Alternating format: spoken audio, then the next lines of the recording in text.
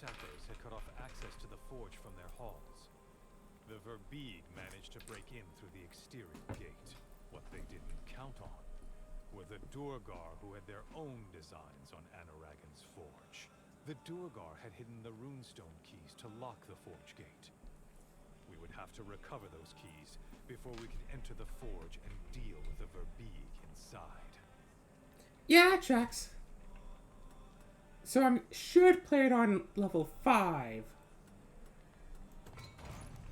But I might as well play it on level 6 because this game is easy. Oops. Where's the menu button? How do I see my inventory? Where's my money? I have just a little bit of money. Time for more adventure! Whee! Okay, yes, welcome back to some more Dungeons and Dragons. A Hero Case Dungeons and Dragons Dark Alliance. We have more fun and play more stuff and basically just sit around and not really do a whole lot, honestly. That's just how the game is, right? There we go. You're so jolly.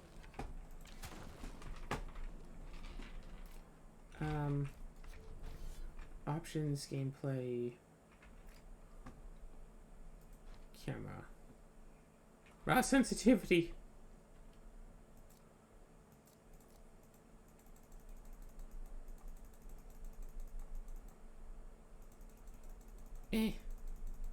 Let's get this up higher.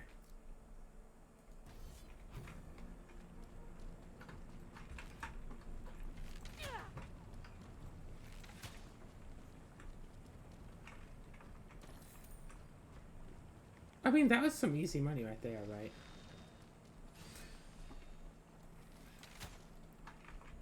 Gosh, playing this game on such easy mode with an archer just makes me want to try to play an archer next time I do D&D.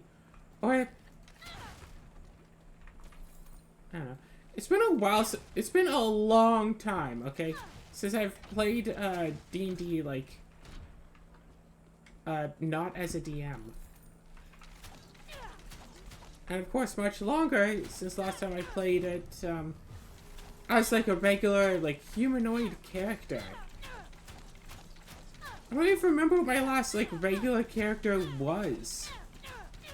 It's probably, playing as that, like, you know, human ranger that I did.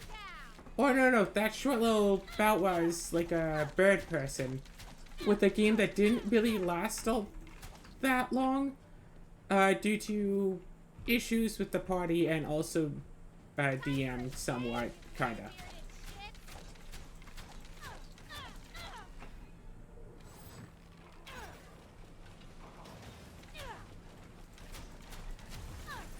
Basically, whenever we as a party wanted to, like, do anything, even outside of combat, the DM would be all, okay, everybody roll initiative, and that's the order that I'll deal with, like, the characters. So, you know, if you had a good initiative character, you just get to do things first. And it's like, okay, well, as long as everyone gets to talk, that's fair, right? Except, one character be all like, oh, we'll head back to the boat, and, like, it's like, let's head back to the boat, you know, to go and find so-and-so, or whatever. And the dude would be all like, okay, everyone wants to do that, let's, jump ahead in time 2 weeks and go to the boat. Then, the person who hasn't, you know, gone yet, to, say what they want to do, goes, excuse me, I want to do some stuff. Oh, you mean before the 2-week trek? Yes, before the 2-week trek. Are we not allowed to pick these up? Can I? Okay, then. And yes, that was a thing that happened. DM was, like, jumping everyone ahead, like, 2 weeks in time, and the character's like, excuse me, I wanted to do a thing, and the DM was all like, oh, what do you mean you wanted to do a thing? In my mind, we've already jumped ahead 2 weeks. It's already 2 weeks later. It's like, I wanted to do things. And so, yeah, we had done, campaign with the DM were wound up as a TPK because we got to the boss fight and then it's like, okay, it's the boss. And also the boss has like 8 minions that each individually would be a challenge to the whole party. So it's like, gosh, tough.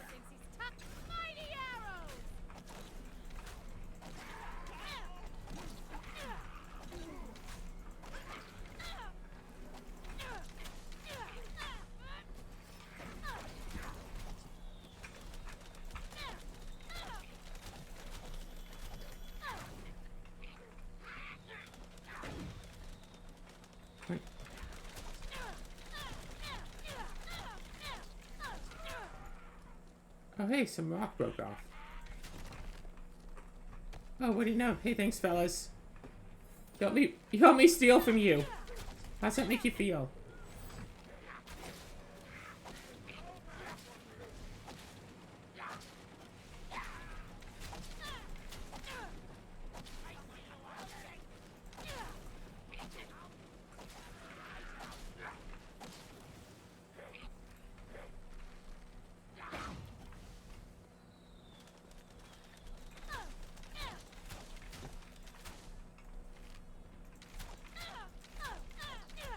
So, yeah. And then, like, the DM had, like, all of these sheets about, like, what races were allowed, blah, blah, parts of the world. Like, lots of work put into everything there. And we were all, like, debating on, like, what, you know, trying to decide what characters to run for the next game. And I saw, like, bird person, whatever. And I was looking through it and it seemed all neat and stuff. And, like, no one in the party had decided what characters to use, so I had told the entire party, hey, I want to play one of these bird people, but they say that there's, like, super huge racist issues that they have with, like, humans and dwarves. So since none of you have, you know, already thought of what you want to play yet, can you all just, like, not play as any humans or dwarves, and we won't have any of these racist issues? Because I kind of want to play as this bird person. It seems cool. Party, no one said anything about that. And yes, I had posted that in, like, the general chat, whatever, that we're all using on Discord. And the time comes for session 1. Literally, the entire rest of the party are humans and dwarves. And then if it's like, hey, I'd ask you, like, not to, because, you know, in-character racist stuff. And literally all of them were like, oh yeah, I didn't see that. So it's like, no point in playing if the DM, it's like, the players can't pay attention to the other players, and the DM can't pay attention to the players. Like, why bother playing a group game in the first place if no one's going to be able to pay attention to anybody, right? And of course, toxic people are going to be all, it's just a game. You should not think of it so seriously. It's like, yes, it's a game. You should, you know, let people have fun and also not ignore people. Like, actually, it's more than just a game. It's a social experience. You should not ignore people.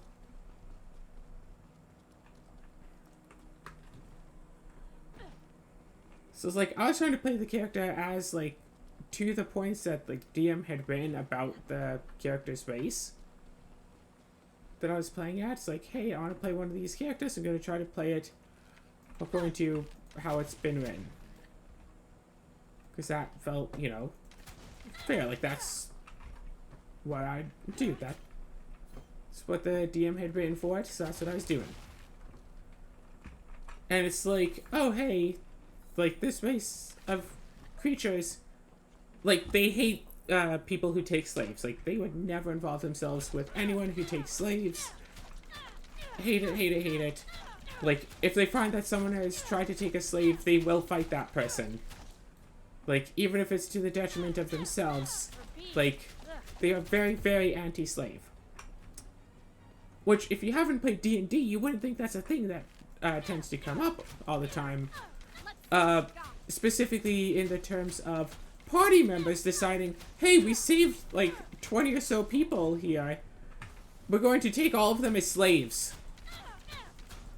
literally session 1, we saved, like, I don't have any exact numbers. Over a dozen people. I know it's over a dozen people. That's the closest number I can find for it. We saved some people from something. And one of the party members who's decided to elect himself as the leader, or aka he's the only one who actually like talks, all the rest of the party just goes, okay, we'll do that. Decide, hey, we'll take them all as slaves. We'll bring them back home, but then we'll force them to give us monthly payments to the tune of, we don't actually have to do any adventuring for the rest of our lives and we can retire now.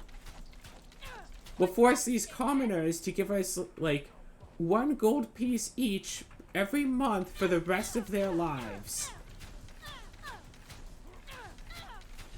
Okay, that's it.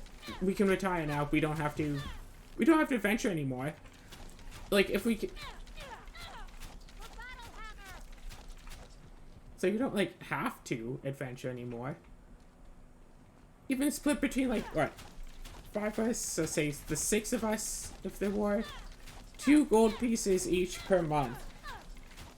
According to, like, you know, D&D rules of resources and whatever, 2 gold pieces a month is plenty to live on.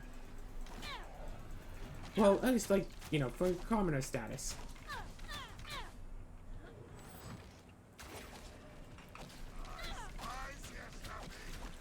All you need is, you know, a home, and you can get, you know, food, water, whatever else you might need for 2 gold pieces a month. All of that for 1 little rescue adventure party.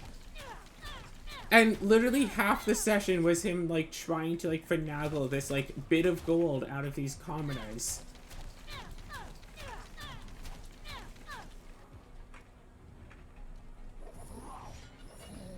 And it's like, after... And when my character, like, you know, took an interest in one of the prisoners slash slaves that we had gotten, because that's another thing about the race. So, you know, quote-unquote, take possession of a character that is somehow different from slavery. I'm not sure how exactly. Let's see what you got. And they'll be, like, super protective of like, their interest, whatever. And, like, hostile to anyone who tries to take them away. It's like, okay, you know what? Fine. If you're going to be taking all these people, my character's going to form an interest with one of them. Whatever. And the guy's like, oh, well, you can have it, but only if you pay me personally, like, the gold every month that I was going to get from that character, because you're taking out of my money. And it's like, I didn't realize we were playing, like, a lawful evil group. No one had said, hey, you're playing as a lawful evil group. I could have made a lawful evil character if I'd known we were playing as a lawful evil group. But that guy decided, yes, we were playing a lawful evil group, and decided to tell nobody about it. Until we go to save people, and he said, yep, you're slaves now. You're our slaves. We own you now. So, that might have been the last time I've actually played D&D. Playing at, like, as a player, playing a humanoid character. I played 1 session of that, and to be fair, the campaign that we did before that was awesome. Like, the DM had all these things where, like, whenever you'd go into, like, an alcove or, like, a room that doesn't have, like, a specified thing to it, you'd roll on, like, a like 14,000 table, and to decide what kind of room it is. Like, oh yeah, this is like the tanning room. There's like leathers and stuff drying up on the walls and stuff, which really adds a lot of like lore to it all. And like we had found out that like big bad evil dragon's like weakness is like the color purple. And one of the rooms just so happened to be, like, paints and, like, paint supplies and whatever. Well, mostly just paints. It's like, oh, hey, let's make purple paint. And we can, like, you know, use the purple paint against the, big baddie. Of course, no one in the party even vocalize anything about my idea for that. They didn't say they liked it, they didn't say they hated it. They ignored it completely. Yay! Like that's just what it was. Someone would have a thing to say about it, and 9 times out of 10, the rest of the party completely ignores them. Entirely. It's like, oh, I have an idea, how about we do this? And it's like, oh, I have an idea, how about we, like, do this to get away from, like, you know, the evil guys, or whatever. The most you could get from that party was, or, I guess, sure. And it's like, I was trying to have fun with it all, but oh my gosh, those people were so disinterested in everything. It sucked.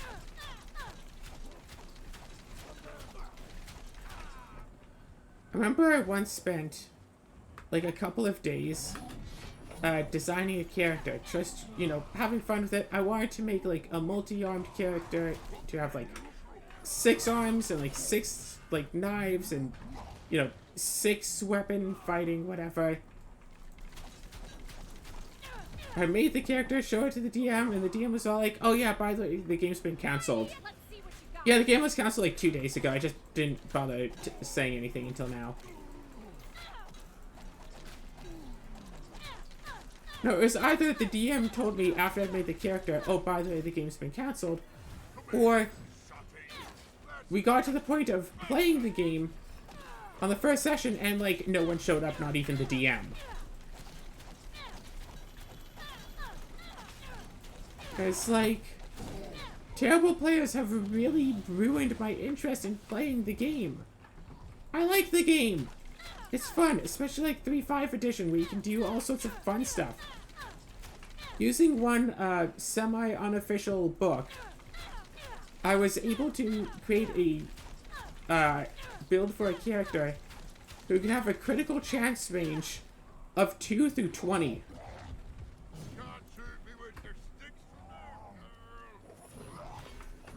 I could poke you with the stick from here. Critical chance range is, like, when you roll your attack roll on the d20 to hit something, normally, if you roll a nat 20, not only is it nat 20 an automatic hit, but also there's a chance for it to critical, where you do, typically, double damage. It's like, you roll again, and if that roll would be a hit, then it's a critical and does, you know, bonus damage. And that's just, you know, what it is. But there are some things that can, like, improve your critical range. Like, there are weapons that have a 19 to 20 crit range. So if you roll, like, a 19 on the die, and the attack is a hit, then it's like, oh, I'm threatening a critical. Roll again and see if I get a hit with that to see if I crit. And there are a few weapons with an 18 through 20. So even if you roll as little as an 18 on the die, you can still go, oh, I could still crit, as long as the hit is, you know, a hit.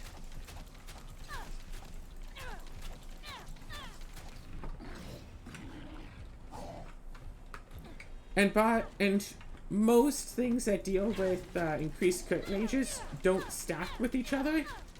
But I found in one of the books just a thing that does stack and works in exactly such a way that with just the right build and just the right equipment, you get a crit range of anywhere from 2 to 20. And 1 is an automatic miss anyway.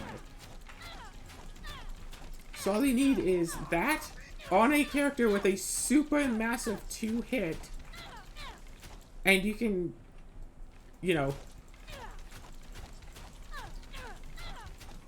any roll that hits can also crit. And I mean, if you, and in 3.5 you can most definitely stack some massive 2 hit bonuses. So you could very well make a character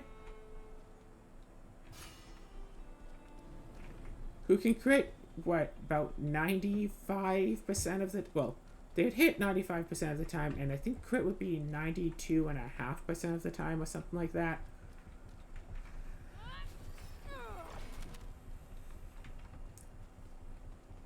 Basically, I'd have to not roll a 1 and then not roll a 1.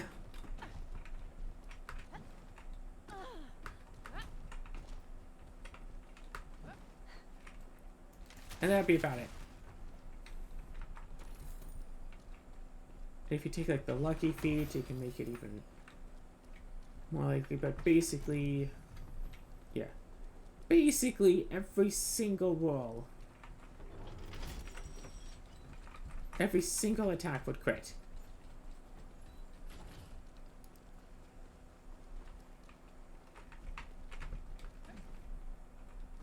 And it's like, yeah, sure, actually playing one of these broken builds might not be, you know, the best idea, but you can still, you know, build them and have fun with that.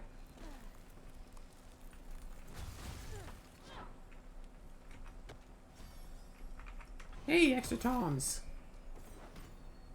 Are they doing everything cool? Cool.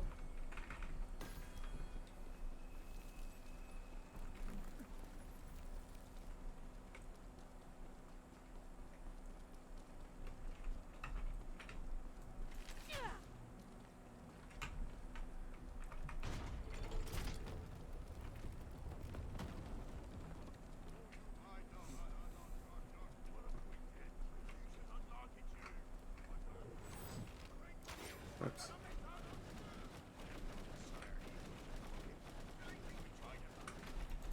I see you there, baddies.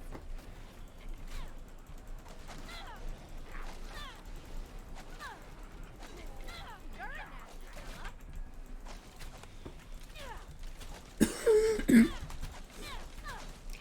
fella. Yeah, I want to be part of a good group playing like D&D and actually have fun and actually listen to each other and actually work as a team. It's just so difficult. Plus, I have issues with retaining information.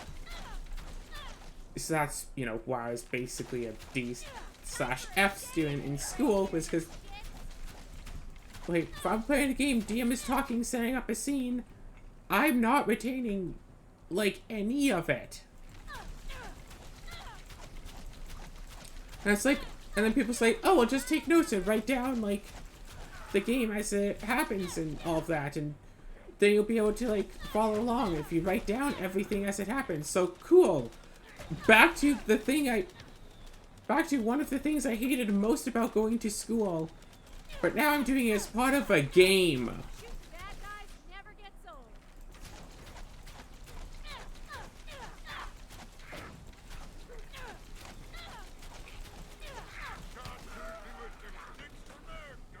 So that's why I've kind of gotten, that's why I've kind of grown an interest in the whole playing as, you know, intelligent magic item stuff.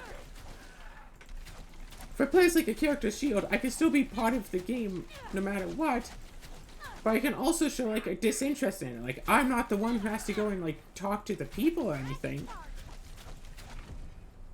The character decides where we go. The character's all like, hey, I want to go shopping. And I'm like, alright, let's go shopping. It's like, whatever you say, boss. I'm here with you. You want to do... It's like...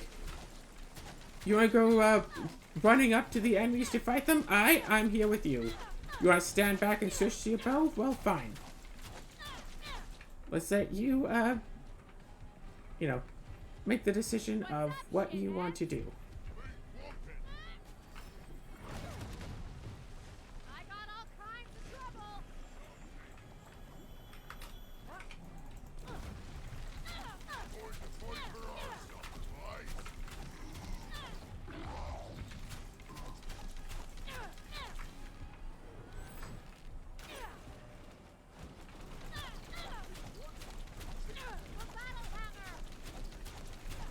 Oh gosh, if I just set myself in this.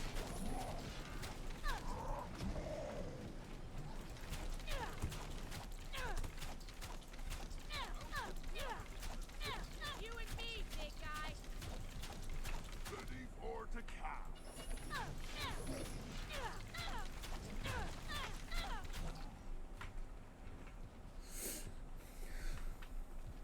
I see you I'm fine. there, baddies.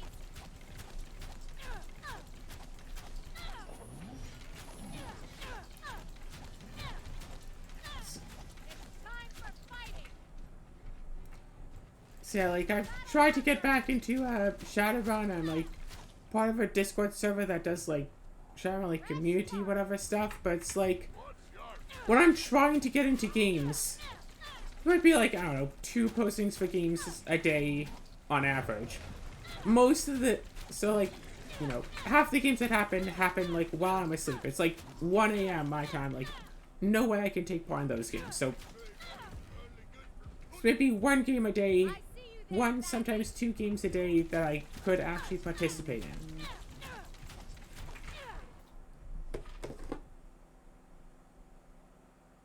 Oh no, my phone is... Play PvP. It's like, no, I don't want to do PvP, but I should plug in my phone.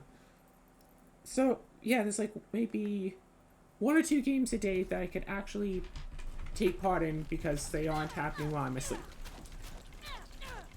And a good chunk of those games are games that my character can't take part in. For whatever reason, it's like, you know, oh, only for like level 50 characters and my character's like level 12, or, you know, it's something like that. Like, way, way, way above my character's power level, can't hope to take part. Or, alternatively, hey, this is only for like starting characters, like level 1 characters, your character's too advanced for it. So, very few games I can actually, you know, take part in. And even back when I was applying to, like, every single game my character could, like, potentially / theoretically take part in, I was still not getting accepted for most of them because, like, oh, your character's a street Sam with, like, sneak abilities. Oh, well, I'll just take these 3 other street Sams because they can do exactly what you do, but better. We don't have to sneak in this mission, so I'll just take the other characters who can do your job better. Because they know the game better and can make street Sams that, like, you put basically everything you could into it and make, you know, plus 12 to your attacks. Well, they're able to make plus 30 to their attacks. Like, well, it's not D&D, it's not plus 12, plus 30, but it's like, you're able to roll 12 dice for your attacks? That's cute, they can roll 30, so I'm taking them. They're higher level characters, so that's why their characters are better.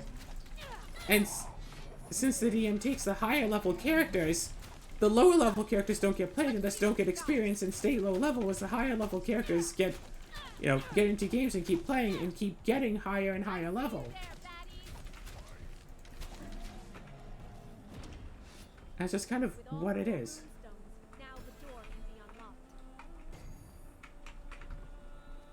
And so it's like, even when I was actively trying to get into every game I possibly could, I still only get into a game maybe 2 or 3 times a week.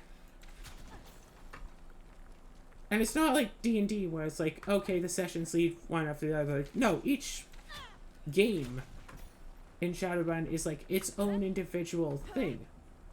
It's like it's all standalone.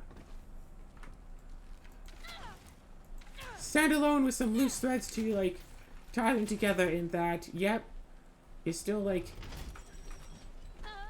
you know, what is it? Still like take place in Seattle and whatever.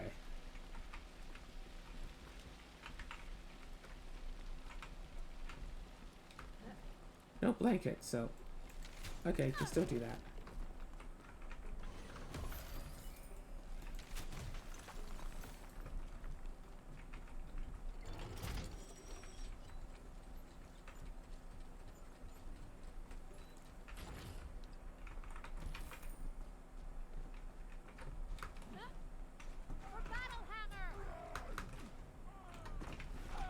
Also, doesn't really help that D&D players are pretty stupid.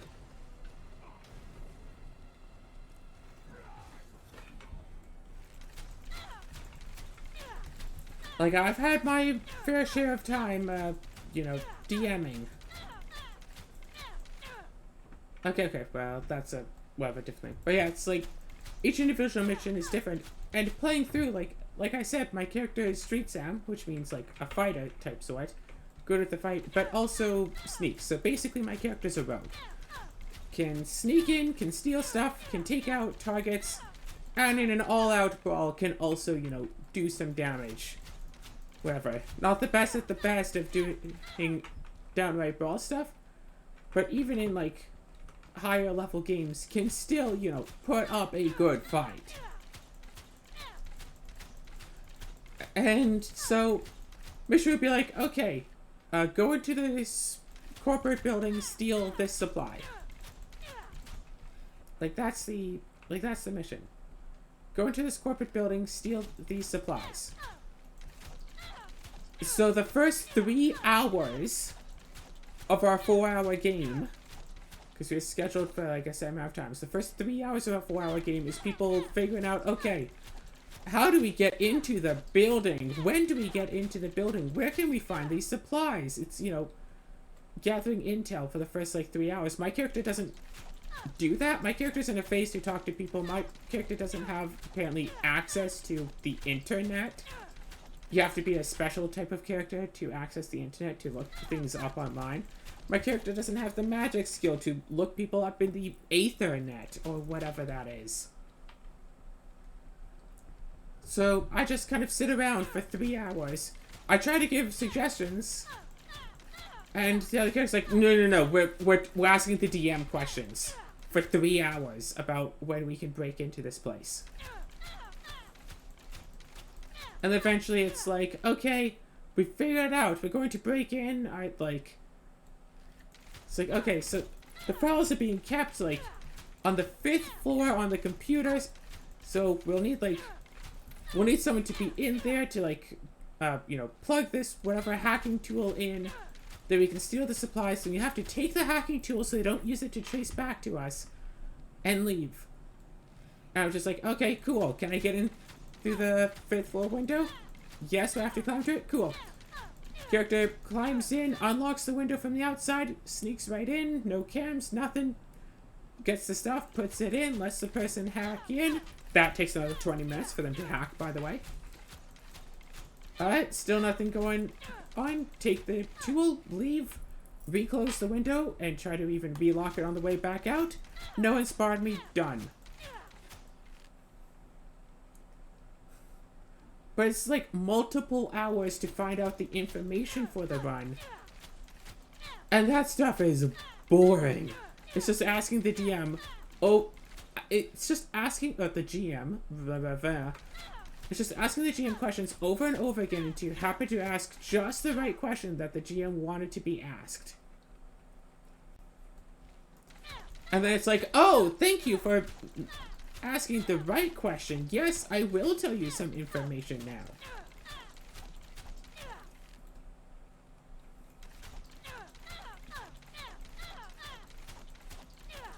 Meanwhile, I just have to sit there, both in and out of character, just doing nothing, because my character isn't the same sort of, like, information gatherer. And, like, even if there was, like, a face, it's all check stuff on the internet and check stuff on, like, in the magical aether of the world. You want to find a person? Well, see where they exist on the aether, because everyone who does magic leaves an essence, and even people who don't do magic leave an essence on the aether. But they can't use it to track us if we don't use magic, but we can track people who don't use magic. I don't understand it. I've tried asking, and people can't agree on what the explanation is for that sort of stuff. So I just kind of sit there and I play some other game while I wait for multiple hours. I actually used to do, like, VR stuff. I just play, like, Beat Saber or whatever, with the volume off.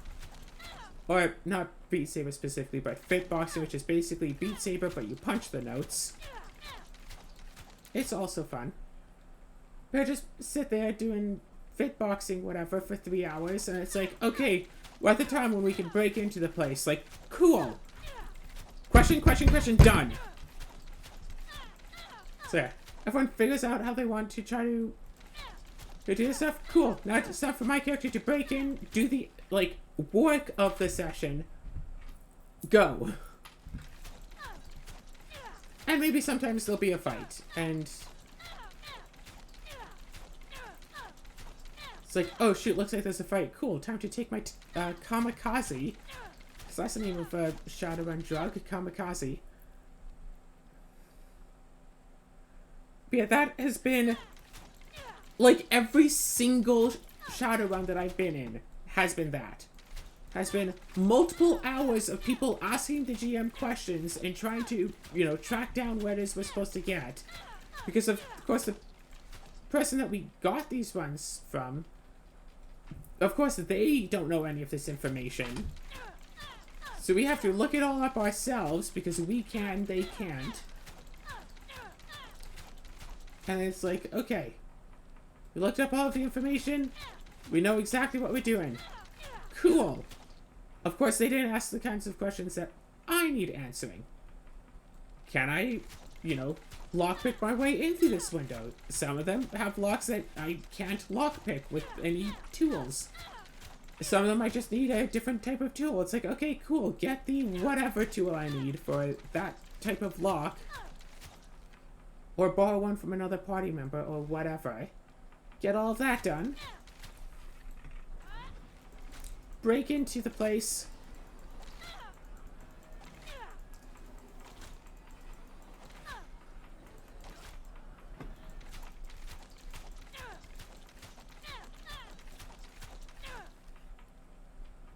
It's like, yeah, just break into the place, get everything done. Get in, steal thing, get out. Done. That's my role. That's me done. That's all my stuff. Like...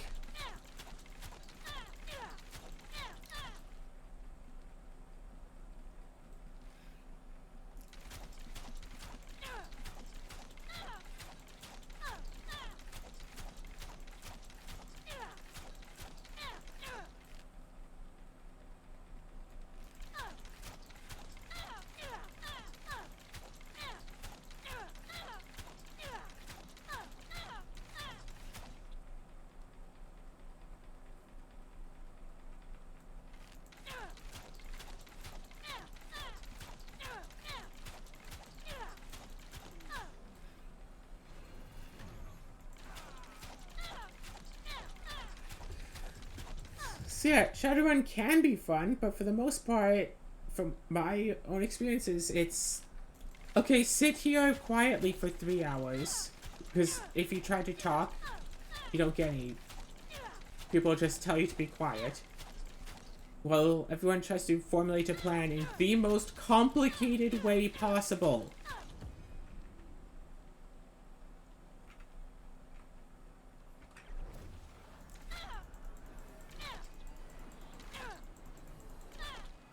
Like, I'll literally be in a difficulty easy run. And people will still be, you know, making plans as if this is like, you know, a super hardcore, ultra difficulty mission. And it's like, guys, this is supposed to be easy. Don't stress about all of this.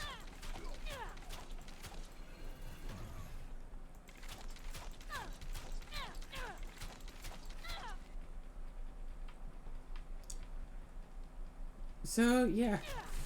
So that's why I haven't really been doing Shadowrun stuff for quite a while, because it's so boring until the small moment where it's not.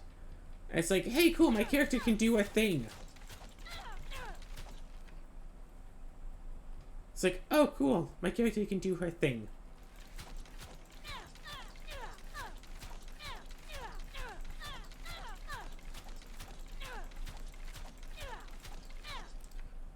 It's like, on the one hand, hey, maybe I should lurk around for that, yeah, lurk on there for, specifically to search for missions that would require my character's, like, sneak abilities to be useful or whatever, but...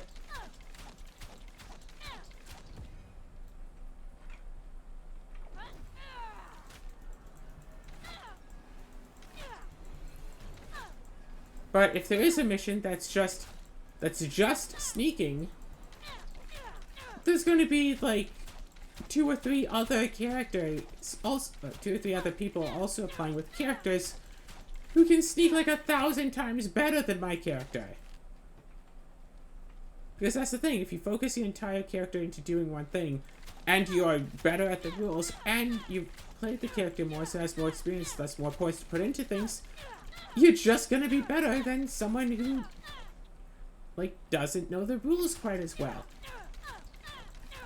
You're going to lose out to some decker who's just all like, oh, I don't actually have to sneak. I just throw in this fly spy drone that has like muted wings and stuff, but also has like a camera and a dart gun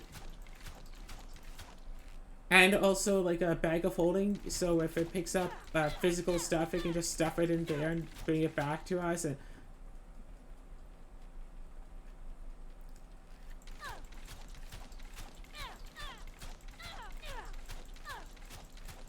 And so my character's like, okay, cool. I guess I'm not needed then. And it's like, oh, we have to fight something? Okay, well, I'll throw out my bigger drone that has, like, you know, a cold iron machine gun put onto it with, like, incendiary rounds. With, like, armor-piercing and flesh-piercing bullets made out of depleted uranium, so if they hit someone, they instantly die.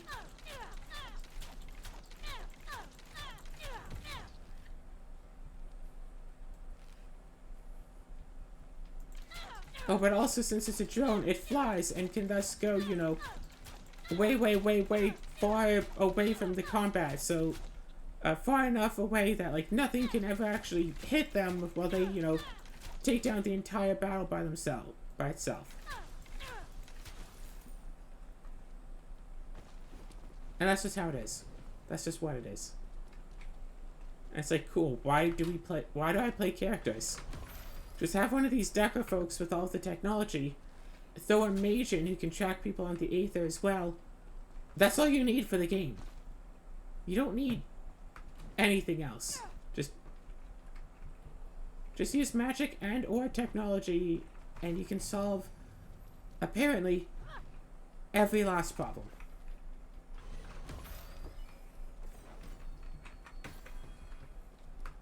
So, why am I playing again? And then, of course, people will say, oh, it's just a game, don't take it so seriously. Like, again, it's a game, I want to have fun. Sitting around for 3 hours just to go, hey, you know how this is the time period where your character's supposed to shine? Well, actually, it's not, so just continue sitting down. I have had sessions where every time I tried to participate in anything, I was told, it's like, oh no, we got this. I was told to, like, I was actively told by other players and the GM, oh, you don't have to worry, don't do anything. For the entire, like, 6-hour session, I did literally nothing, despite trying to do stuff, because anything that I could do, the other characters could do it better. And then I got just as much XP as the rest of them for doing nothing. Like, I didn't stop doing my fit boxing. I just did a nice big 6-hour workout session. That was actually part of my, like, exercise program, like, last year. That's what I would do. I would try to get into, yeah, I'd get into Shadowrun games, venturing to just, you know, keep my computer headset on and just do fit boxing for hours until the point it's like, okay, Marissa, because I was doing the Marissa character. Alright, Marissa, you're up. Time to do things. And I'd be all like, okay, time to actually play for once. Da da da da. And I'd, you know, stop the fit boxing, take off the VR, sit back down, it's like, alright, let's play. Alright, time to do my, one little bit of actual playing on this game.